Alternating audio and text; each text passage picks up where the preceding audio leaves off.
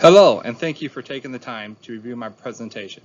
My name is Christopher Westcott, and this project is part of my work in EDU 502, which focuses on universal design for learning.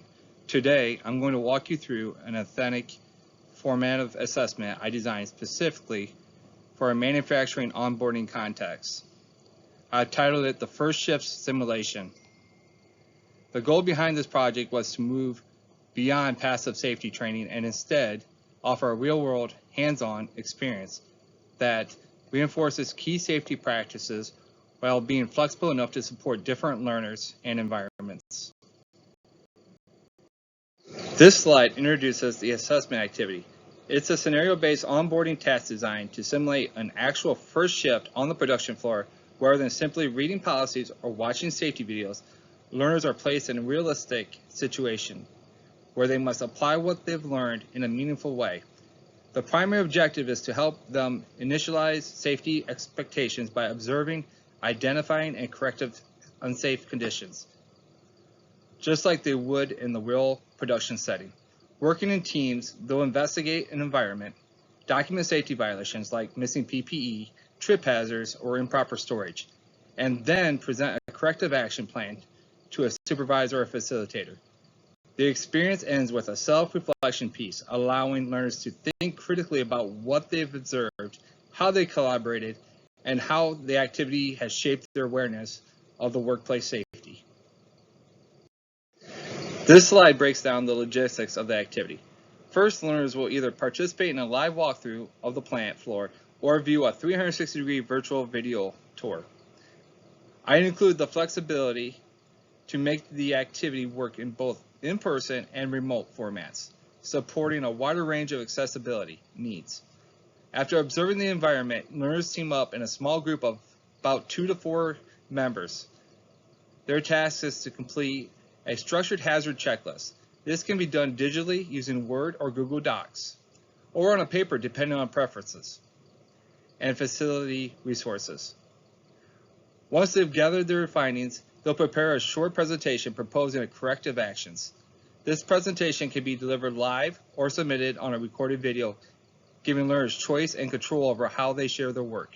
Finally, each participant will submit a one-paragraph reflection to capture personal takeaways, challenges that they face, and key lessons learned.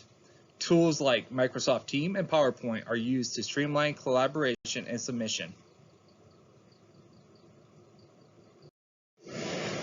This assessment was built around the core principles of universal design for learning, particularly engagement, representation and action, and also expression. For engagement, the activity promotes teamwork, problem solving, and active participation. Learners aren't just listening or watching, they're doing. For representation, I've ensured that the safety content is presented in multiple ways, through video, direct observation, checklists, and verbal debriefs. And in terms of action and expression, learners get to choose how they present their findings, whether that's through a live presentation, a recording, or even slide deck with voice narration. The checklist format supports learners who need more structure, while optional peer mentoring provides additional scaffolding for those who may need support in communication or decision making. I also considered equity by offering the virtual version of the activity, making sure that those who can't attend in person still receive the same level of rigor and opportunity. Finally, in designing this assessment, I focus on making it realistic, efficient, and easy to implement using tools already available in most workplace settings. The activity takes place over a short frame and doesn't require extensive new resources, which improves efficiency. At the same time, it drives home key safety messages by encouraging observation, teamwork, and real-world thinking, making it highly effective. I believe the most engaging trainings are those ones that feel real and personal, and that's what I was aiming for.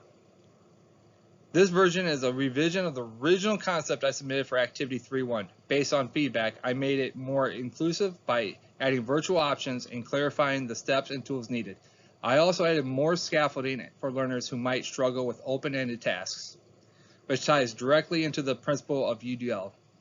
In short, this project reflects my growing understanding of how instructional design and accessibility interacts. It also aligns with my professional role in manufacturing, where training needs to be both practical and inclusive.